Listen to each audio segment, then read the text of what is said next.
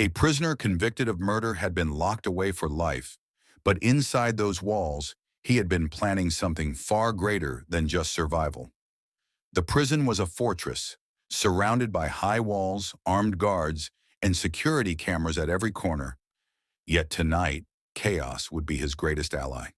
He had spent months observing the routines of the officers, memorizing their shifts, understanding the weak points in security, and waiting for the perfect moment.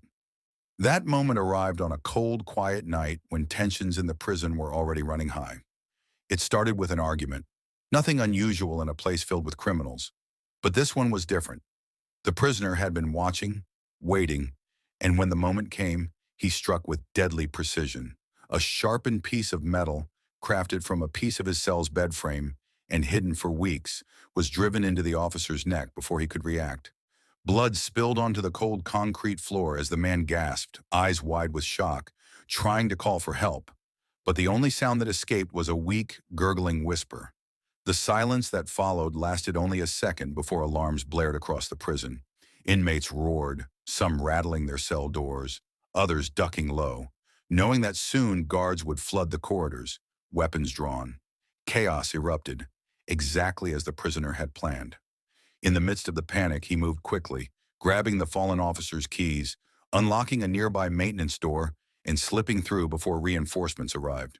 His heart pounded, but his mind remained sharp. He had memorized every hallway, every blind spot where cameras couldn't see. He knew this was his only chance. The corridors were dimly lit, the flickering bulbs casting eerie shadows as he moved. Every footstep echoed, every breath felt too loud. He passed by storage rooms, a janitor's closet, and an old laundry chute. He had considered using it, but the risk of getting stuck or injured was too high. No, he needed to get outside, to the yard. Outside in the yard, floodlights cut through the darkness, and the distant sound of barking dogs sent a chill through him. He ducked behind a row of crates near the supply area, breathing heavily. The night air was freezing, but he barely noticed. His eyes locked onto a laundry truck parked near the gates, its driver distracted by the commotion inside. The prisoner moved quickly, staying low, creeping toward the vehicle. Every second felt like an eternity. The guards were on high alert, scanning every inch of the prison. He could hear them shouting orders, organizing search teams, but they weren't looking outside yet. They still believed he was somewhere inside. He reached the truck and with one swift motion, climbed into the back, burying himself under bags of dirty uniforms.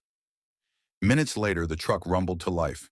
The engine's vibration sent a strange sense of relief through him. He felt the vehicle lurch forward, rolling toward the gates.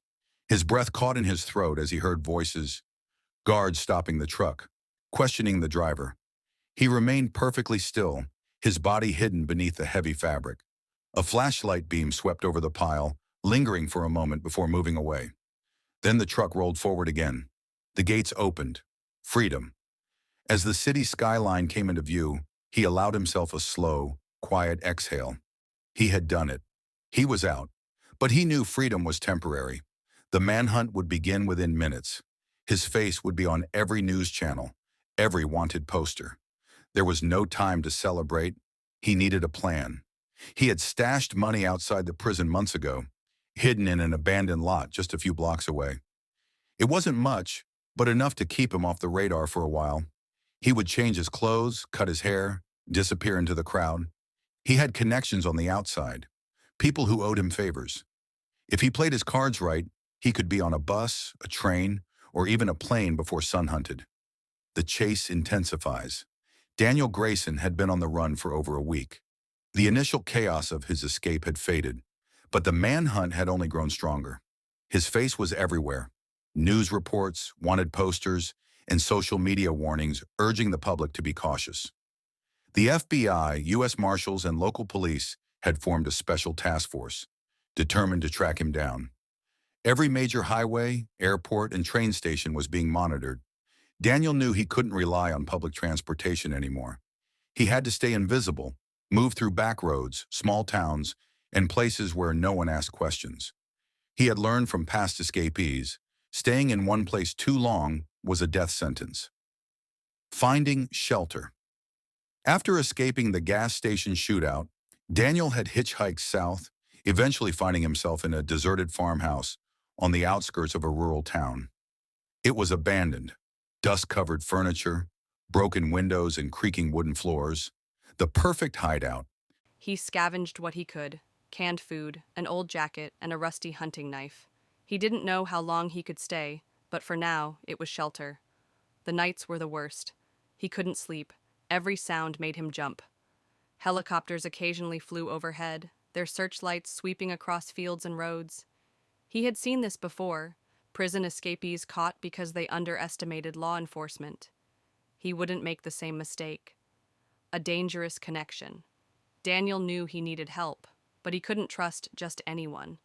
He had a few old contacts, people who owed him favors. One of them was Ray Carter, a former gang member turned mechanic. Ray had spent years fixing stolen cars, running illegal jobs, and staying off the grid. Using a stolen burner phone, Daniel made the call. "Ray, I need a favor." There was silence, then a low chuckle. "Grayson, I figured I'd hear from you. You know you're the most wanted man in the country, right? I know, I need a new identity, cash, and a way out. Can you help me or not?" Ray sighed. "Meet me tomorrow. Same place as before." That was all Daniel needed. The setup. The next night, Daniel walked for miles through dense woods, avoiding roads and security cameras. He finally arrived at an old auto repair shop on the edge of town. The garage was dimly lit, the sound of tools clanking in the background. Ray stood by a black SUV, wiping grease from his hands. His eyes scanned Daniel, taking in his worn-out clothes, unshaven face, and tired eyes. "You look like hell," Ray muttered. Daniel smirked. "I feel worse." Ray handed him a duffel bag. Inside were $5,000 in cash, a fake ID, and a prepaid phone.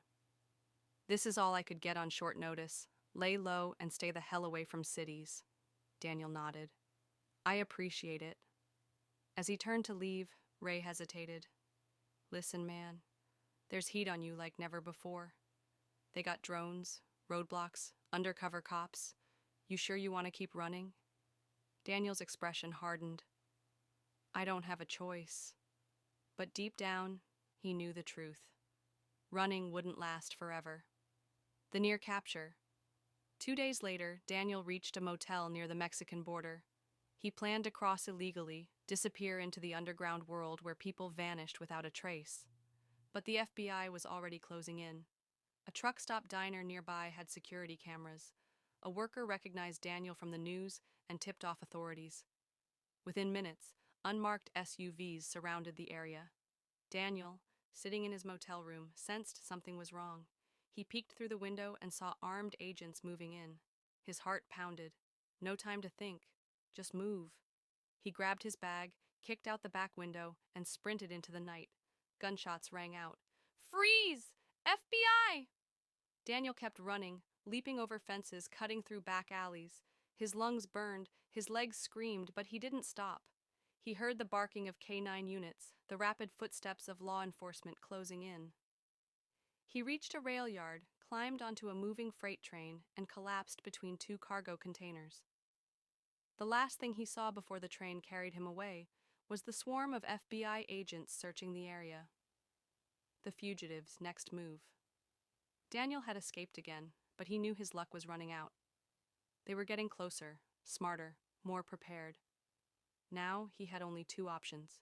1. Disappear forever. Cross into Mexico, change his face, find a way to start over. 2. Fight back. Find the person who betrayed him, because someone must have tipped off the authorities. He looked down at the burner phone in his hand, debating his next call.